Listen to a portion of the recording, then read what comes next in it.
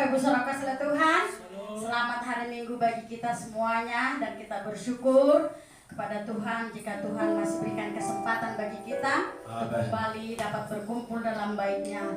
Satu hal kerinduan kita mau selalu melekat dengan Tuhan. Karena kita tahu tanpa Tuhan kita tidak dapat berbuat apa-apa dalam hidup kita ini. Dan kita semuanya pada saat pagi hari ini boleh menikmati sukacita daripada Tuhan.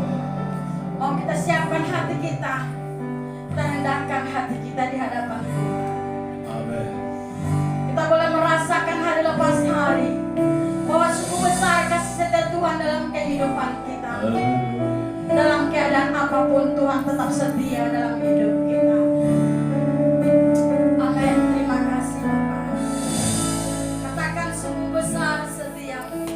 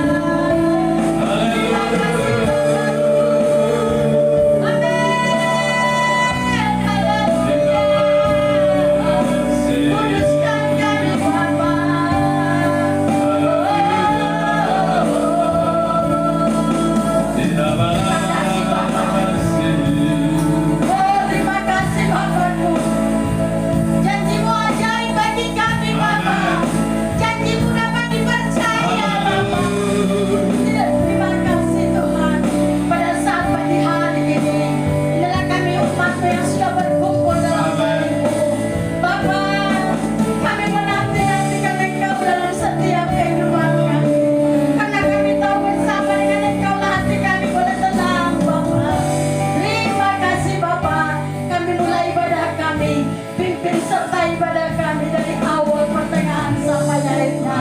Berkati setiap hamba-hambamu yang ambil bagian. Oh, terima kasih Bapa. Terpujilah Engkau. Hanya di dalam nama Tuhan Yesus Kristus kami berdoa mengucap syukur. Haleluya. Amin. Silahkan duduk kembali. Shalom. Kita percaya Tuhan kita tetap Tuhan yang dahsyat, Tuhan yang hebat dan luar biasa, yang telah memilih kita, membentuk kita, supaya kita dapat menjadi alat dalam tangannya, kita dapat melayaninya. Mari buka Alkitab kita di dalam Efesus pasal yang kedua, ayat 1 sampai ayat yang ke-10. Demikian bunyi firman Tuhan.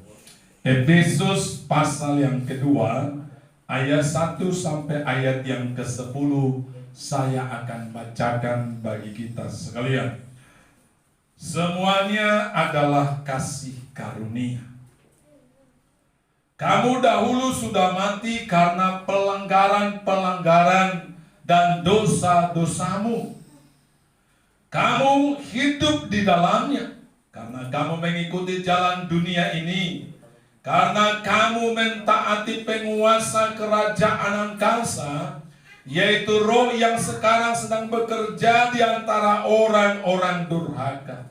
Ayat 3, sebenarnya dahulu kami semua juga terhitung di antara mereka, ketika kami hidup dalam hawa nafsu daging yang menuruti kehendak daging dan pikiran kami yang jahat.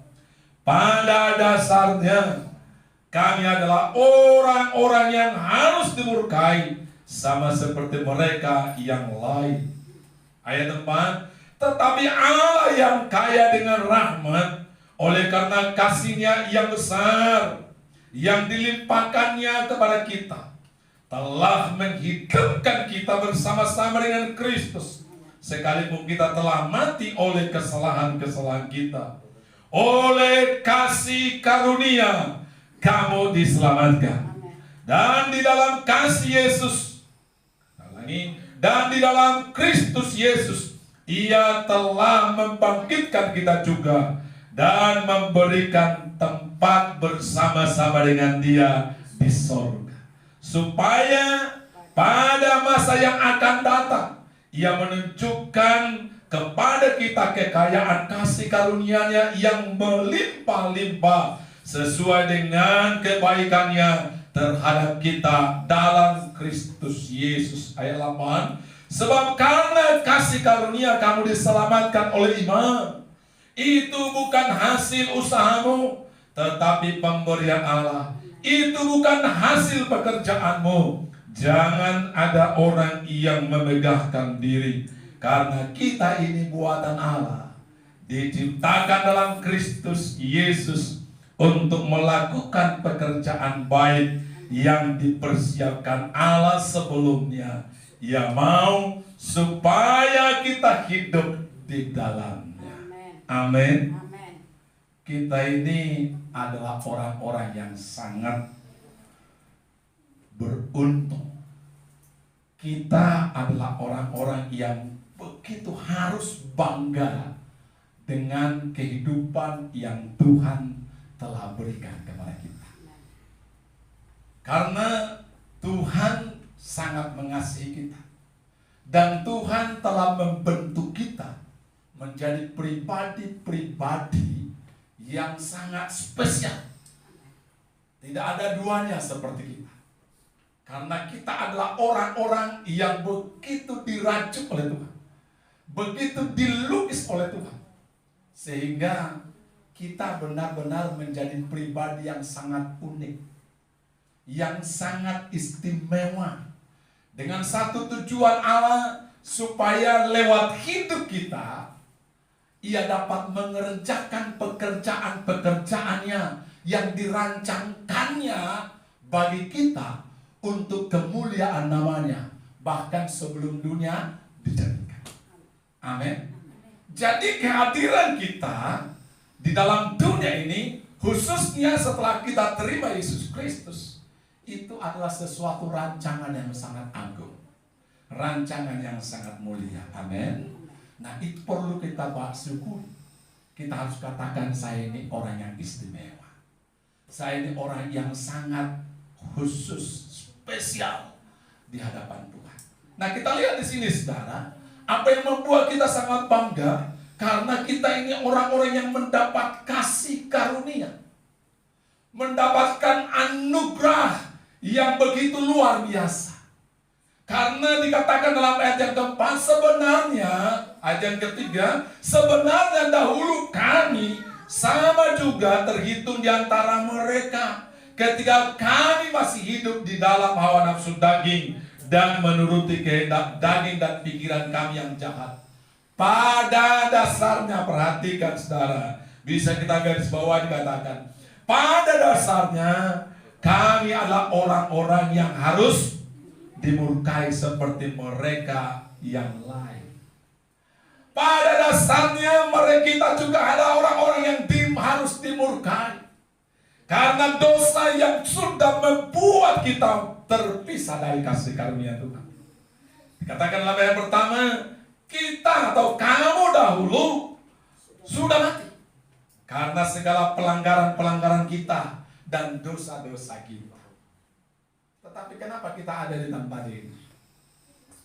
Kalau Tuhan masih berikan kepada saya hari ini waktu, berarti Tuhan masih membutuhkan saya.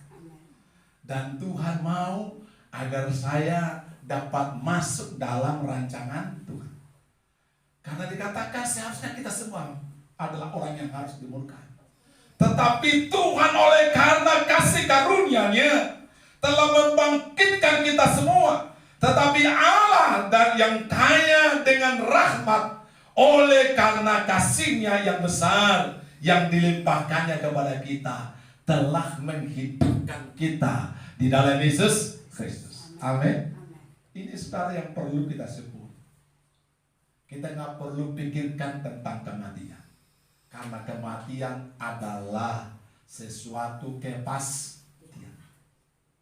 Itu pasti akan datang. Kita nggak tahu kapan datangnya. Dia datang bukan harus lewat sakit. Dia datang bukan setelah menjadi tua. Dia datang bukan harus setelah ada tanda-tanda lahirnya. Dia datang kapan saja. Kalau sudah tiba waktu. Teman saya, kakak kelas saya waktu kuliah di Seminari Beta, dia pergi pulang ke kampung halaman. Jalan di sana saudara, lalu kemudian dia berkunjung ke rumah keluarga di Siantar saudara. Tiba-tiba pada tanggal 20 hari kemarin saudara, hari Jumat yang lalu, dia tiba-tiba jatuh. Lalu kemudian langsung tidak ada. Sudah selesai. Nah, kadang-kadang kita nggak ngerti. Nah, itu seperti saya katakan, kita nggak perlu pikirin itu. Oh, saya ini sakit ini, maka saya akan mati. Tidak. Sebab kita tidak akan mati sebelum diputuskan oleh Tuhan. Tapi kita akan pergi ketika sudah tiba waktunya. Jadi kita nggak perlu pikirin mati. Dan tidak perlu kita takut akan mati. Mati secara jasmani itu adalah sebuah peralihan kehidupan untuk masuk ke dalam kekekalan. Tetapi mati secara rohani, sekalipun dia hidup secara jasmani, itu adalah sesuatu yang mengerikan. Karena terpisah dengan Allah selama-lamanya. Nah, inilah sebenarnya yang dikatakan Tuhan kepada kita. Kita dihidupkan. Kita bersyukur karena kita di dalam Kristus yang tadinya kita harus dimurkai, telah dibangkitkan, diberikan hidup. Diberikan hidup artinya hidup yang kekal, di mana kita kembali dipersekutukan dengan Allah. Amin. Yang pertama, pemulihan hati, pemulihan kehidupan, keselamatan kita. Itu yang Tuhan kerjakan. Dan ketika kita sudah dipulihkan, Yesus berkata, aku telah memberikan hidup dalam segala kelimpahan. Kita harus memahami hidup kelimpahan itu bukan kelimpahan secara jasmani yang dimaksudkan banyak uang, banyak harta, rumah besar dan sebagainya. Bukan itu. Sekalipun itu bisa Tuhan tambahkan. Yang Tuhan katakan dalam kehidupan yang berkelimpahan itu, di mana kita dapat memiliki kualitas hidup seperti yang dimiliki Yesus, sehingga kita mampu dalam hidup ini selalu merasa beruntung, hidup bersyukur, dan dapat terus melakukan hal-hal yang luar biasa. Hidup kelimpahan adalah hidup yang luar biasa. Nah, Tuhan telah berikan kehidupan itu ketika kita terima Yesus. Nah, sekarang hal yang harus kita pahami, kenapa saya ada hari ini? Karena memang Tuhan mau kita melayani Dia. Amin. Dikatakan dalam ayat yang ke-8, karena kasih karunia kamu diselamatkan. Dengar, sebab karena kasih karunia kamu diselamatkan oleh iman. Itu bukan hasil usahamu, tetapi pemberian Allah. Haleluya. Nah, saudara, ini perlu bagi kita orang yang percaya, membedakan kita dengan agama-agama lain, bahwa kita sudah diselamatkan. Ketika kita terima Yesus Kristus, kita sudah diselamatkan. Kita tidak berusaha untuk mendapatkan keselamatan itu dengan berbuat baik. Kita melakukan kebaikan, kita melakukan semua firman Tuhan, beribadah sungguh-sungguh, bukan supaya kita selamat. Karena keselamatan tidak dapat dibeli. Dengarkan anak muda ya, keselamatan tidak dapat dibeli dengan apapun juga. Keselamatan itu adalah pemberian Tuhan, diberikan dengan cuma-cuma kepada setiap orang yang dikasihinya, dan kita adalah orang-orang itu, dan kita terima dengan iman. Dan kita tidak bisa membanggakan, oh aku seperti ini karena kebaikanku, karena perbuatanku. Sebab jelas dikatakan karena kasih karunia. Amin. Karena kasih karunia kita diselamatkan. Sebab itu dengan tegas dikatakan, itu bukan hasil pekerjaanmu. Jangan ada yang memegahkan diri. Haleluya. Jadi sekali lagi, kalau kita boleh ada menjadi orang yang percaya dan hidup sampai saat ini, itu bukan usaha kita, bukan kebaikan kita. Kita bangga karena kita menjadi orang-orang yang spesifik, orang-orang spesial, orang-orang yang istimewa di mata Tuhan, sehingga kita mendapat kasih karunia. Tapi pertanyaan sekali lagi, untuk apa kita dipilih Tuhan? Sekali lagi, bukan untuk sekedar menikmati, karena Tuhan ingin memakai hidup kita menjadi alat dalam tangannya. Sekali lagi, Tuhan mau pakai hidup kita menjadi alat dalam tangan Tuhan. Nah, ayat yang ke-10 menjadi tekanan kita saat ini. Karena kita ini buatan Allah, diciptakan dalam Kristus Yesus untuk melakukan pekerjaan baik yang dipersiapkan Allah sebelumnya. Ia mau supaya kita hidup di dalamnya. Dengan ada perbuatan-perbuatan baik yang Tuhan telah siapkan bagi kita untuk kita kerjakan. Saudara, setiap kita diciptakan Tuhan dengan sangat khusus, spesifik dan istimewa. Kita masing-masing adalah karya agung Tuhan yang didesain secara khusus, sehingga tidak ada duanya seperti kita. Pekerjaan yang Tuhan percayakan kepada kita hanya dapat kita kerjakan sendiri. Ada sesuatu pekerjaan, ada sesuatu tugas yang Tuhan siapkan bagi kita, yang kita hanya bisa lakukan sendiri, tidak bisa lakukan orang lain. Dan itulah sebenarnya keistimewaan kita, karena Tuhan tidak pernah ciptakan ada duplikatnya kita, gitu. Amin. Tidak ada duplikatnya kita. Ada tugas yang hanya bisa saya kerjakan dan tidak bisa dikerjakan orang lain. Salah satu misalnya menjadi kepala rumah tangga di rumah ini, itu hanya saya yang bisa lakukan. Menjadi suami daripada ibu gembala, itu hanya saya yang bisa lakukan. Dan tidak bisa yang lain. Ada banyak tugas-tugas yang lain.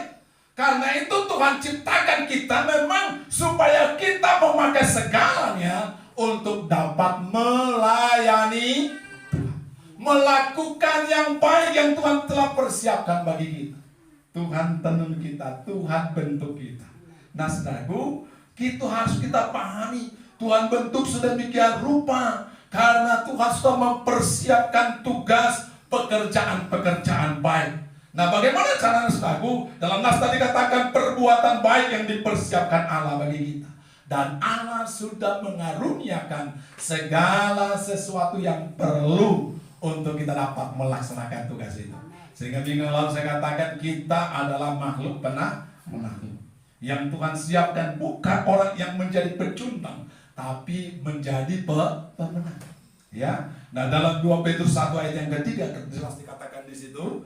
2 Petrus 1 ayat ketiga, karena kuasa ilahinya telah menganugerahkan kepada kita segala sesuatu yang berguna untuk hidup yang saleh oleh pengenalan kita akan Dia yang telah memanggil kita. Perhatikan, yang telah memanggil kita oleh kuasanya yang mulia dan ajaib. Haleluya. Tuhan telah memanggil kita tadi. Bukan usaha kita, bukan perbuatan kita, tapi Tuhan panggil kita oleh kuasanya yang mulia dan ajaib. Dan Allah membentuk kita supaya kita dapat menjadi alat dalam tangannya. Kita semua harus melayani. Amin. Nah, bagaimana Allah membentuk kita?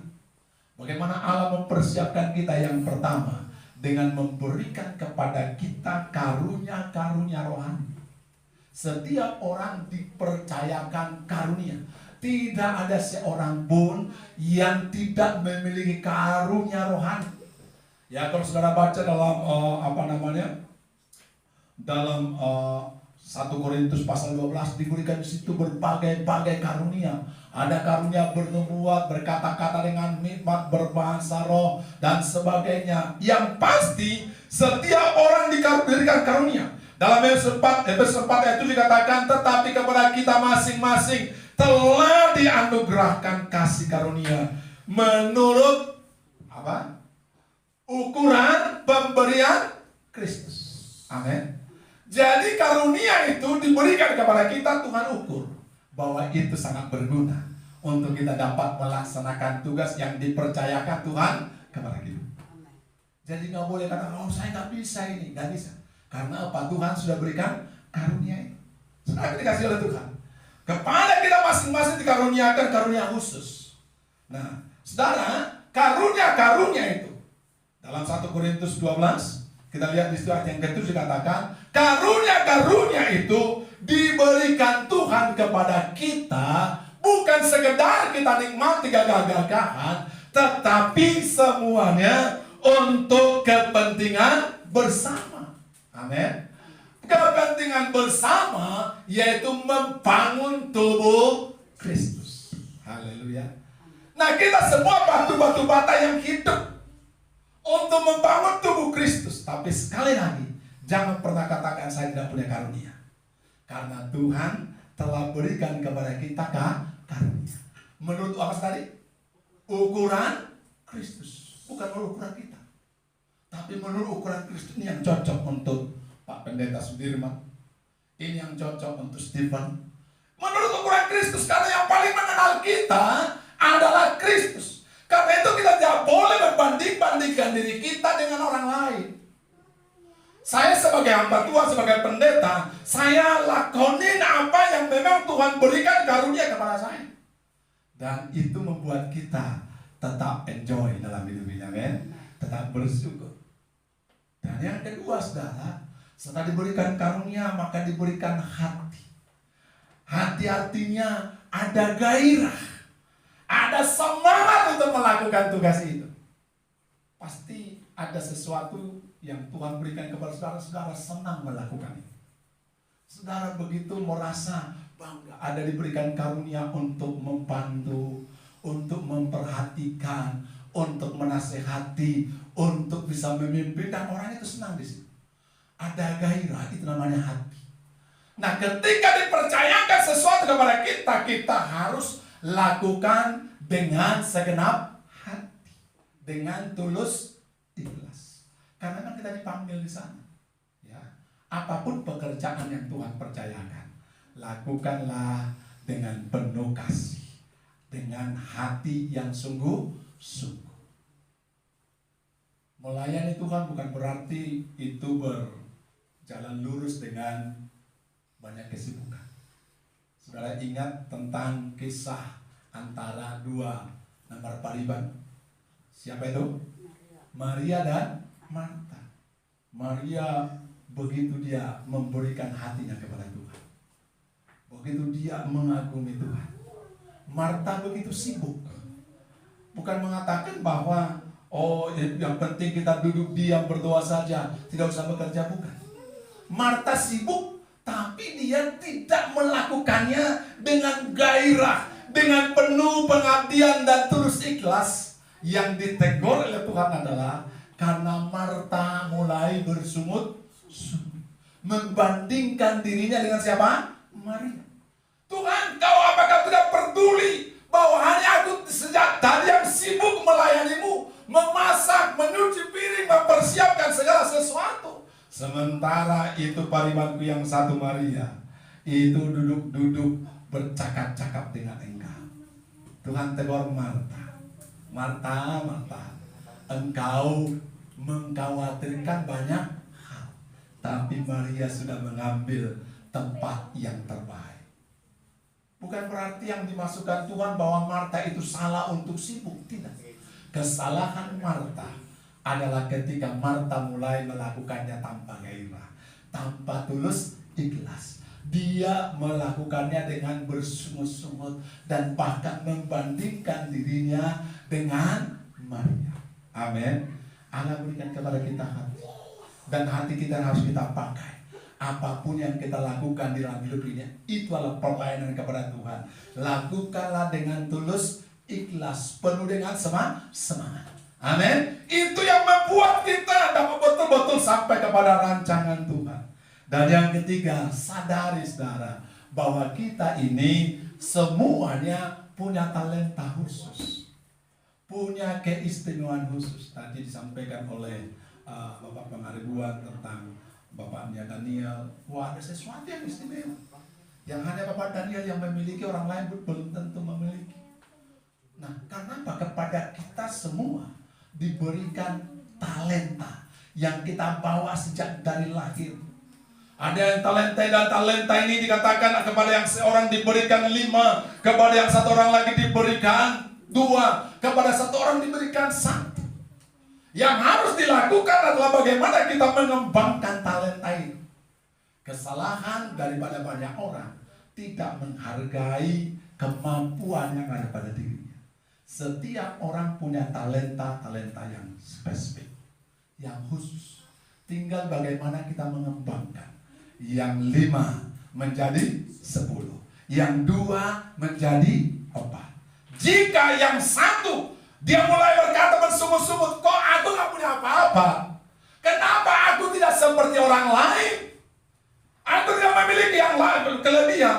Dia hanya memiliki 1, tapi dia tidak melihat potensi yang dari 1 untuk berlipat ganda. Sebab tidak ada 2 kalau tidak ada 1. Menghargai talenta kita, mengembangkannya, dan kemudian ada di dalam Tuhan. Amin. Jangan pernah anak-anak muda, jangan pernah bilang begini, aku gak punya kemampuan apa-apa. Itu berarti engkau dianggap Tuhan. Ketika hamba yang punya talenta yang 1 itu mengatakan aku gak punya apa-apa, kubur ini, maka Tuhan katakan apa? Hai kamu hamba yang pertama malas, hamba yang kedua jahat. Ketika orang tidak mau melakukan apa-apa untuk Tuhan, berarti dia hamba yang malas dan jahat. Jangan pernah mengasihani diri, itu intinya. Tetapi mensyukuri apa yang kita punya. Kerjakan apa yang dapat kita kerjakan. Kita diciptakan untuk berkontribusi bagi kehidupan ini. Amin. Kita ada di sini untuk berkontribusi. Tidak ada sesuatu yang terlalu hebat yang tidak membutuhkan orang lain. Tidak ada sesuatu yang terlalu hina yang tidak dibutuhkan orang lain. Amin. Nah, karena itu ketika kita melakoni seluruh hidup kita itu berarti melayani Tuhan. Nah, saudara yang dikasih Tuhan, melayani, berarti Tuhan juga mau pakai pengalaman hidup kita. Kita semua punya pengalaman hidup yang berbeda-beda. Ya. Ibu Tambunan pernah cerita, aku punya pengalaman seperti ini sampai aku kenal Yesus. Ya. Saya pun juga punya pengalaman bahwa dulu saya begitu mengalami perjuangan sampai saya pernah narik beceran seterusnya. Wah, saya punya pengalaman dulu saya dikecewakan orang. Saya punya pengalaman, semua kita punya pengalaman. Dan pertanyaan kita, apakah pengalaman itu sesuatu yang kebetulan? Ternyata setelah saya dalami Alkitab, saya merenungkan firman Tuhan. Semua pengalaman yang dialami oleh setiap orang itu tidak ada yang kebetulan. Tapi itu menjadi persiapan Allah. Seperti yang dikatakan dalam Efesus, dalam 1 Petrus tadi, bahwa itu persiapan Allah untuk kita boleh melayani lebih efektif. Nah, karena itu ketika kita memiliki pengalaman-pengalaman, kita tidak boleh menyesali semua itu, dan kita tidak boleh membuat hati kita menjadi luka. Tetapi pengalaman itu, apakah itu yang baik, apakah itu yang pahit, semua kita harus pergunakan dan belajar untuk dapat dipakai oleh Tuhan. Ada pepatah mengatakan, kata bijak, pengalaman adalah guru yang terbaik. Nah, ketika Tuhan bawa kita memiliki banyak pengalaman, saudara tahu bagaimana apa yang diceritakan oleh Ibu Gembala pengalamannya, bahwa 1 bulan sudah kehilangan orang tua, kemudian umur 12 tahun datang ke Jakarta, tamat SMP, kakak iparnya meninggal, lalu kemudian selanjutnya di tengah-tengah keluarga dia mengalami begitu banyak pergumulan. Apakah itu kebetulan? Tidak. Ternyata itu adalah sebuah persiapan yang Tuhan berikan kepada kita supaya kita boleh menjadi saksi. Kenapa? Karena Allah sebenarnya turut bekerja dalam segala sesuatu. Kalau sudah baca dalam Mazmur 139 dikatakan bahwa semua hari-hari itu telah diciptakan Tuhan untuk kita. Jadi setiap peristiwa yang kita alami sebenarnya itu adalah salah satu sarana persiapan yang Tuhan berikan kepada kita supaya kita dapat melayani Tuhan lebih efektif lagi. Amin. Jadi ini perlu kita miliki. Tuhan membentuk kita dengan mengaruniakan karunia Roh Kudus, karunia rohani. Tuhan membentuk kita dengan memberikan kepada kita hal-hal yang luar biasa, ya, memberikan kepada kita yaitu hati yang mengasihi, hati yang memiliki gairah untuk sesuatu yang Tuhan siapkan. Tuhan berikan kepada kita hati, dan diberikan kepada kita hal-hal yang Tuhan telah siapkan untuk boleh kita melakukan pekerjaan-pekerjaan Tuhan. Mari kita memiliki sikap hati seorang pelayan sejati, yaitu berfokus kepada Tuhan, berfokus untuk Tuhan. Dan kita percaya Tuhan akan pakai kita menjadi alat dalam tangannya. Amin. Mari kita datang kepada Tuhan, karena di dalam diri kita Tuhan berikan talenta, kemampuan, dan Allah mau pakai kita. Tuhan sudah berikan karunia kepada kita, Dia selamatkan kita. Memiliki hari ini kepastian bahwa kita sudah diselamatkan oleh Tuhan. Amin. Dia sudah menghidupkan kita. Hidup ini adalah kesempatan.